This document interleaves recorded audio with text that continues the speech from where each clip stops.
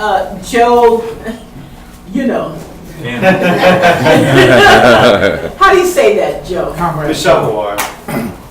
Mashular? Michelle Hawar. Michelle Hawar. Joe. It's serious. So, yes, please, thank you, Jerry and Tom. It was a very presentation, and I think workers will struggle, workers will party in the struggle against neo-colonialism, imperialism, the struggle for self-determination and national liberation here and around the globe. Go ahead, my brother. Well, good afternoon, everybody. I want to thank everyone for coming out today to this discussion that we're having on Marxism, the science behind the struggle. And I wanted to mention, first of all, that the developments over the last 2 weeks in Ferguson, Missouri, has really put the African American national question back on the map, not only in the United States, but indeed internationally. People often say, well, the African American people are among the most oppressed inside the United States. And during the period of the 1950s to the 1970s, it was the African American people who were in the vanguard, of the movement against social injustice, against racism, against class exploitation. Many of the other movements that arose during the similar time period were actually inspired as a result of the civil rights movement, the Black Power movement, the Black Revolutionary movement, and so forth. And what we're saying today, just through a limited rebellion in Ferguson, Missouri, a suburb of St. Louis that has approximately 21,000 inhabitants, that this has actually shook, even the power structure inside the United States. President Obama, who was on vacation in Martha's Vineyard last week, had to stop and actually make a statement, not only about what's going on in Iraq, how they're trying to reinvade Iraq, and they already have done that, but also to try to get on top of and get out in front of the developments in Ferguson, Missouri. It was unexpected. As Tom alluded to in the previous panel, 3 weeks ago, if a group of us had gone down to Ferguson, Missouri and said, hey, let's have an uprising. Let's go into the streets and block traffic. Let's challenge the police, in their tactics of forcing people off the street and their blatant murder of young people. People would have thought we were crazy. In fact, they may have even called the police on us. But 2 weeks ago, they did it almost instinctively. And the death of Michael Brown, of course, was a profound tragedy. It's an outrage, and it has angered people throughout the entire country and throughout the entire world. But what's beneath that? What makes people who are oppressed, who have had their jobs stolen, their homes stolen, who have been forced out of the major cities, what makes them rise up, unarmed, unorganized, against the most powerful arm of the capitalist state? That's because of the oppressive conditions under which people live in Ferguson, Missouri. And Ferguson, Missouri is a microcosm of the African American people throughout the United States of America. What also is interesting about Ferguson is that what we're seeing in many cities throughout the United States is that many African Americans and Latinos and even working class whites and even some middle class whites are being forced out of the central cities through what they call gentrification, the loss of jobs, home foreclosures, all kinds of tactics that they're using to relocate people that be involved in land speculation, finance speculation, and so forth. And many of them, we see it around Detroit, are being forced into these suburban areas, which are themselves becoming new ghettos. We've seen it in Chicago. We see it in Detroit, places like Taylor and other cities, where more African Americans are moving to. And we're seeing a rise of police repression in these suburban areas that are more and more being populated by African Americans and Latinos. So this is another interesting phenomenon as well. So we need to think about that in terms of how we organize, that we can't just confine ourselves to organizing in the cities, that we have to move out into these suburban areas and small towns as well, because they're using the same tactics there that they've used for decades here in the central cities. But the topic that I was tasked with presenting on today revolves around the role of the national question, the demand for self-determination, national liberation, and its impact on socialist movements internationally. And just to start off, I just wanted to mention that since the development of socialist movements in Europe as well as the United States, going all the way back to the mid and late 19th century, the question of the right of self-determination and independence of oppressed people has been a major point of rigorous discussion, debate, as well as political struggle. Now, even with the emergence of over 100 former colonial states during the 20th century, the world looks much different today than it looked 100 years ago, even 60 or 65 years ago. If you think about the United Nations today, the composition of it is much different than it was at the conclusion of World War II, because we've had the emergence of national independence movements, which has changed a lot. A lot has remained the same, but a lot has changed as well. Now, of course, the issue of how progressives, revolutionaries, and socialists should approach developments in these states and the relationship of these countries and regions to the dominant imperialist powers, in my opinion, and I think history has borne this out, largely determines the tactical approaches to such fundamental questions as war and peace, racism, national oppression, women's rights, and the character of the class structures within the oppressed nations. 100 years ago, World War I began. And 2 years prior to that was the Basel Conference that took place in Switzerland. This brought together all the left parties that were active at that time in Europe. And they made a decision that they knew the imperialist war was coming, and they made a decision not to support an imperialist war, to oppose their own bourgeoisie against the formation and the execution of an imperialist war, being the largest and the first at the beginning of the 20th century. But what happened 2 years later? Almost all of them, with the exception of Russia and Poland, and there may have been a few other smaller parties, opposed World War I. But the Germans, the French, the British, all of them went right along and supported their own bourgeoisies in carrying out this war. I think there's a lesson in that. You know, we've seen it in recent years here in this country.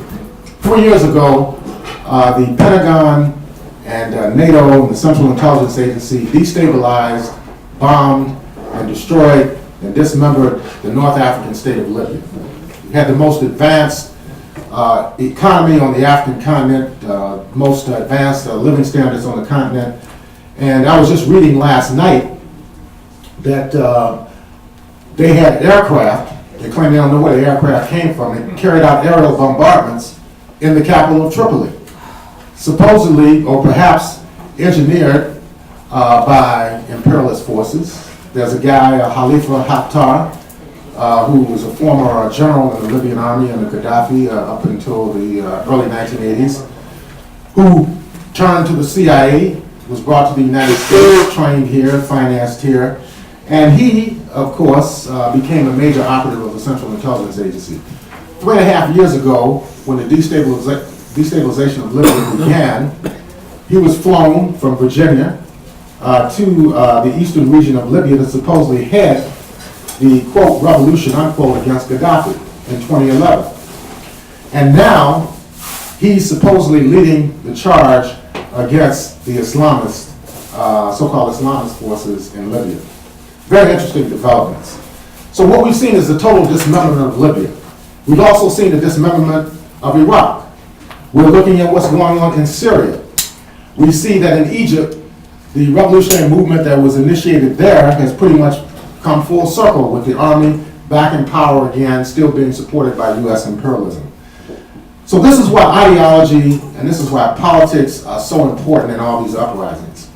Because the system itself is in a position not only to repress movements, but also to derail movements. And we've seen it repeatedly, internationally as well as on a domestic level.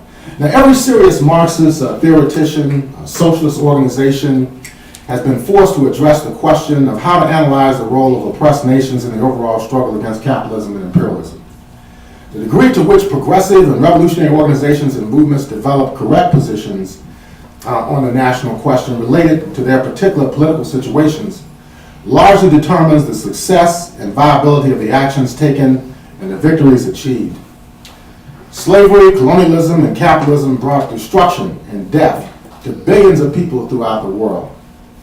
Beginning in the 15th century, the Western European nations of Spain and Portugal embarked upon the Atlantic slave trade, which captured and exploited Africans, exterminated the indigenous peoples of the colonies in the Western Hemisphere of the so-called New World, and established colonies all over the world. As a result of these developments, the nations of Western Europe and eventually the United States became the dominant economic and political powers throughout the world.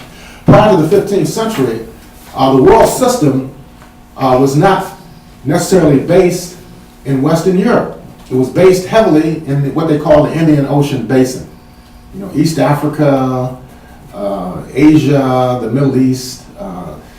That was the major source of economic growth and economic trade and development prior to the 15th century. So what we're talking about is about 6 centuries of a process of domination by the capitalist and imperialist class that originated in Western Europe and of course has spread to North America.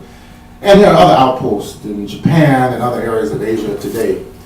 But believe me, in terms of military might, in terms of intelligence penetration, in terms of the overall strategic outlook of the capitalist and imperialist system, is still based in Washington, D.C., with junior partners in London, in Paris, and in Brussels. Just last night I was reading about an incident between the U.S. Air Force and China, that they had intercepted a U.S. fighter jet over Chinese territory.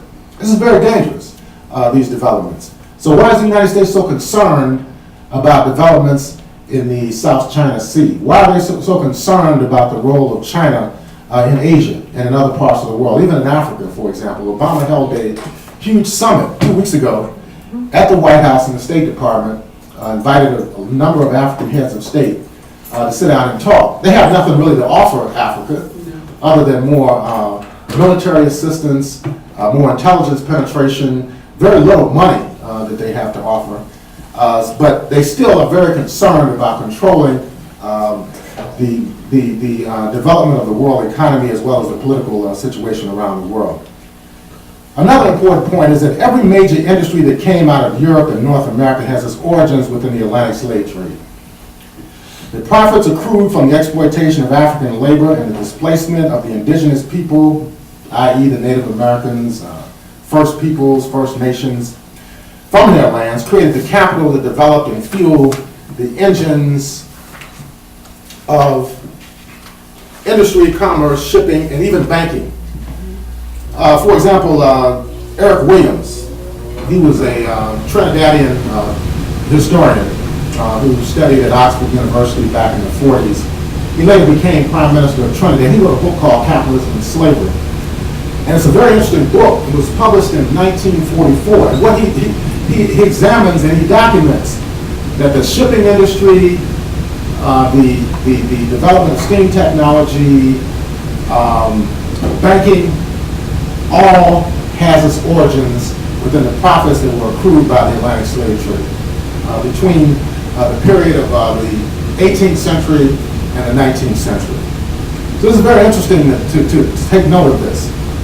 Now, this vast accumulation of wealth was rationalized by the ruling classes of these Western European states and North America when they claimed that the indigenous peoples of North, South, Central America, Africa, and the Caribbean needed to be, quote, civilized, unquote, and converted to a distorted form of Christianity that upheld the false notions of the superiority of the whites over other peoples of color.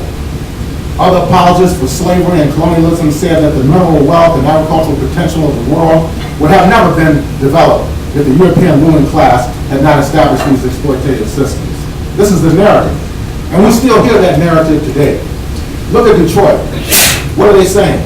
You got to bring in the Dan Gilberts, the Mike Illiges, the Chase banks and the Bank of America in order to revitalize Detroit. But we talked about it in the first panel. These are the people that are responsible for the destruction of Detroit. That's right. So how can they be the solution to the economic and political crisis here in the city of Detroit? In what way can they do that? By building new hockey arenas? By taking over real estate downtown? By driving poor and working people out of the neighborhoods in the city of Detroit? That's the revitalization they're talking about. That's not the revitalization that we're talking about. Africans and other indigenous peoples of the Western Hemisphere were taught that they were cursed and oppressed, were doomed to be servants of the ruling class. In addition, these peoples were told that if they accepted this worldview, there would be a reward in the afterlife where paradise would be achieved. However, the only way that the oppressed could realize paradise is that they must remain obedient and accept their social status as a natural order of society. Now, this is a distorted form of religious theory, but we see it every day in the corporate media. You know, they said, okay, we're disrupted because we criticize the banks. You know, we're wrong because we oppose the interest rate swap deals. We're wrong because we oppose privatization of the water system and the lighting system in the city of Detroit and other things that they plan on privatizing. The M1 rail that they're building right now from downtown up to the north end, it's being done with private capital. At least private capital is in charge of it. They're going to take some of our money too. But they're going to be clearly in charge of all of this. So this same type of metaphysical rationalism is still very much in evidence right now. But the point is that any oppressed people will rise up against their oppression. I don't want to say it's instinctive, but socially it is going to happen. Ferguson happened. No one would have expected it in a town of 21,000 people. Here in Detroit in 1967, I was very young at the time, and we were just moving to Detroit. But the African-American working class in Detroit was way better off than most of the working class communities throughout the United States in 1967. A lot of people were working in the plants. People had businesses. African-Americans owned their own homes in the city of Detroit. You didn't have the concentrated, rundown tenements that you have in other areas like New York, Chicago, and so forth. But what happened? Despite all of that, the rebellion that broke out here in 1967 was the largest up until that time in the history of the United States. So it doesn't necessarily mean that areas that we suspect a rebellion will break out, that it will happen. It can happen in areas where you least expect it. I mean, look at the first socialist revolution. I mean, Marx had anticipated it would probably take place in Western Europe because they had much more advanced capitalist production methods and structures. But Russia was perhaps the most backward capitalist country in Europe at that time. And that's where the revolutionary movement was most concentrated, and that's where the revolution, the first socialist revolution actually took place. China, very backward country prior to the revolution in 1949. There was some capitalist development there, but most people were a part of the peasantry. And Mao Zedong, the Communist Party there, after undergoing a series of developments and evolutions, came up with a formula for organizing a revolutionary movement in China. They were successful in 1949 in seizing state power in China, and they still exist today, some 65 years later. The liberation movements in Africa, same situation, coming out of World War II. Who could have predicted, other than a few people like George Padmore and C.L.R. James, W.B. Du Bois, Paul Robeson, and so forth, that the anti-colonial struggle would reach an apex during the 1950s and 1960s, and actually influence the civil rights movement and the black movement here inside the United States. So all of these issues are very important. In terms of the history of workers' world parties, Jerry talked about earlier, in 1948, Sam Marcy and Vince Copeland and some of the others at that time became known as what was considered the global class war tendency within the Socialist Workers' Party. And one issue that came to the fore in 1948, of course, was the Wallace campaign for president that year. Truman was a right-wing Democrat. I mean, he had made some statements about civil rights and the need to integrate the military and so forth. But if you go back and read Harry S. Truman's speeches, he was clearly a Cold Warrior. I was thinking about Winston Churchill's Iron Curtain speech, I believe in 1947. But it was a process where they were really terrified with the expansion of socialism in Eastern Europe, in Korea, in Vietnam, the stirrings that were going on the African continent, and of course, by 1949 with the revolution in China, it really shook up the entire capitalist world. So this is what we consider to be the Cold War. Well, in 1948, Sam Marcy and some of his other comrades inside the SWP put forward a proposal that they should give, tactical support to the Wallace campaign as a way of, building broader alliances among the left, to put them in contact, with progressive forces, with oppressed communities and so forth, and also in building a broader front against this coming Cold War and repression that was inevitable by 1948. Well, of course, it didn't, it was struck down, by the leadership inside the SWP at that time. Then later in 1950, there was the first installment of what we know as some of the founding documents of WWP, the whole notion of a global class war. And there were three documents that were put forward, one in 1950, one in 1953, and another one, I believe, in 1957.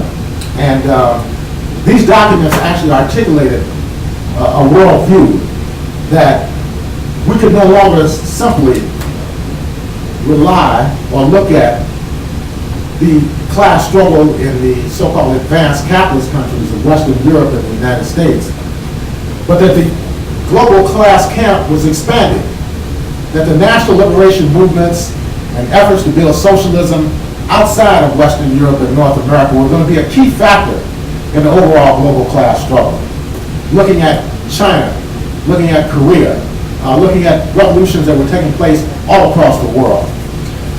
And a lot of people on the left at that time, they didn't even recognize China, the revolution in China, as being a socialist revolution. Some said it was an agrarian revolution. Some were even confused about how even to categorize it.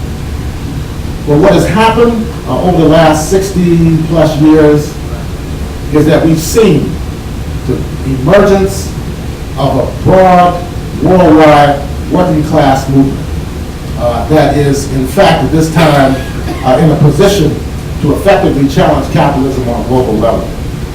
This is why we need a revolutionary party.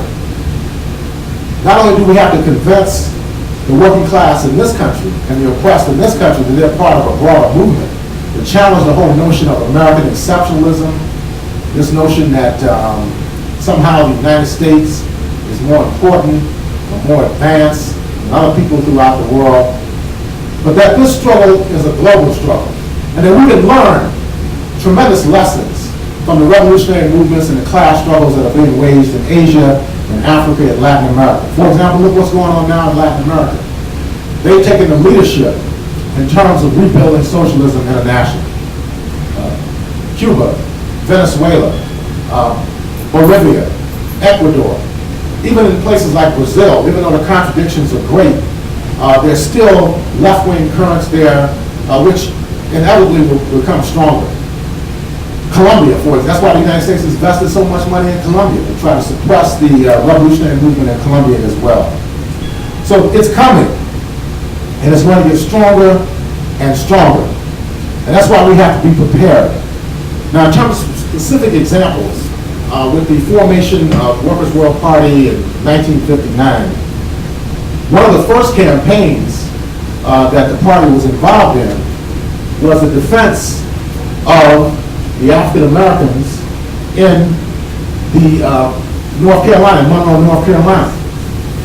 Robert Williams and Mabel Williams, who just passed earlier this year. I attended her memorial services on the east side. They were contemporaries of the nonviolent civil rights movement, but they saw the necessity of forming self-defense units to protect the black community from Klan violence as well as police violence. This is in Monroe, North Carolina, during the late 1950s when this started. Williams was a Korean War veteran, and they started forming rifle clubs. At one point, they had hundreds of people that were armed. During that time period, there were people in New York and New Jersey who were actually running guns from those areas into Monroe, North Carolina to arm the African American people to fight against the Klan. Later, in 1961, of course, and people can go back and read this, Williams they put a warrant out for him, and he had to escape Monroe, North Carolina. He went to Canada. The Royal Canadian Mounted Police was looking for him there. So eventually he went in exile in Cuba. He had been to Cuba already in 1960 and had met with the Cuban revolutionary leadership during that time period. So it's very easy for him to immigrate from Canada back into Cuba. So Workers' World Party in its early days formed what was known as the Monroe Defense Committee. And that committee did a lot of tremendous work in defense of Robert Williams and in defense of the African American community in Monroe, North Carolina. Many other instances of support for the African American struggle.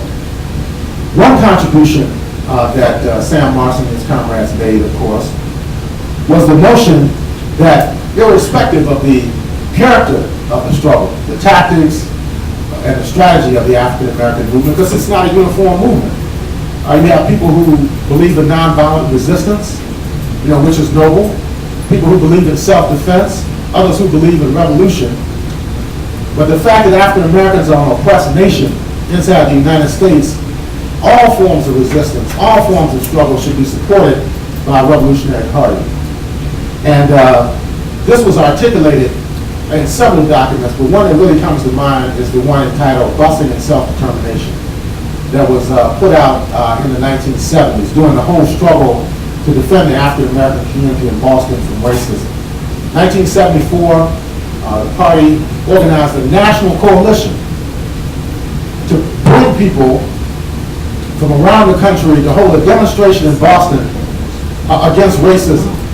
Now, in 1974, I was in my first year at Wayne State University, and I remember the photographs, one photograph where they took an American flag, I believe it was, or some kind of device, and rammed it right into the face of an African American. I think it was at City Hall or one of the major buildings in downtown Boston. This went out all over the world through the press agencies.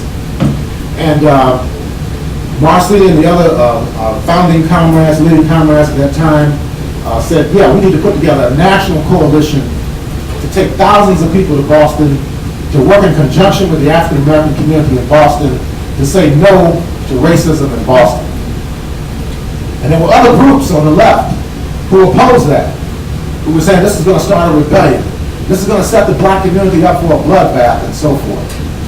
But it took place, and this was the first, as far as I know, the first national demonstration that was organized by Workers' World Party. The national coalition was put together to organize that demonstration in Boston in 1974. Another major contribution. 25,000 people that came out in Boston. It's absolutely amazing. As Jerry mentioned, the Youth Against War and Fascism. It's the youth wing of the party that was started initially in 1962 to oppose George Lincoln Rockwell. A lot of the young people may not know who George Lincoln Rockwell was. He used to spend time in Chicago. He was a Nazi, a racist. He was covered extensively in the media. You can look him up on YouTube. He was awful. You had a small group of white men who went around the country and tried to inflame tensions between whites and blacks. He condemned blacks. He condemned the government for even granting civil rights to African Americans. And when the rebellion started in the mid-1960s, he was saying, yeah, this is inevitable. If they didn't pass the civil rights laws, then this wouldn't be taking place. The more civil rights laws that are passed, the more blacks riot. They're shooting at police, they're shooting at firemen. We need to put them down, put them in concentration camps and all this kind of stuff. Anyway, the Youth Against War and Fascism actually came out of the struggle to stop a speaking engagement by George Lincoln Rockwell in New York City, I believe, in early 1962. And this organization as Jerry mentioned, recruited a lot of the people out of the so-called New Left and student movement during that particular time period. And it also saw the Black liberation movement as a natural ally of the New Left during that time period. That the Black liberation movement should be defended, it should be supported. So these are major contributions. When the rebellions broke out across the United States, Workers' World Party defended the right of African Americans to rebel against racism and national oppression throughout the United States. Unequivocally. I mean, Sam Marshall wrote editorials about it. People can go back and look at archived copies of the newspaper. It was quite clear. The women's liberation struggle was supported in the Dorothy Ballon and others made major theoretical contributions to the women's liberation struggle. The struggle for the liberation of gay, lesbian, bisexual, transgender, and queer people was also, the Workers' World Party also played a pioneering role in those struggles as well, supporting the rebellions that took place in New York in 1969 and other rebellions. The whole idea was to bring in all of the oppressed groups, African Americans, people from Latin America, Native Americans, women, the LGBTQ community, all oppressed groups coming together to unite against the major enemy, which is U.S. capitalism and imperialism. The Vietnam War, another manifestation of U.S. imperialism during that time period, of course, was denounced, by Workers' World Party. One of the first, probably the first demonstration against the Vietnam War in 1962 was organized by Workers' World Party in New York City. So this is just some aspects of the history of the party and its position. Now today, in closing, I would just like to point out, today we are attempting to continue this tradition of the organization. This is why we're here in Detroit. This is why Jerry and David, they were students at the University of Michigan years ago. And like Jerry said, they knew they couldn't make a revolution in Ann Arbor on the campus.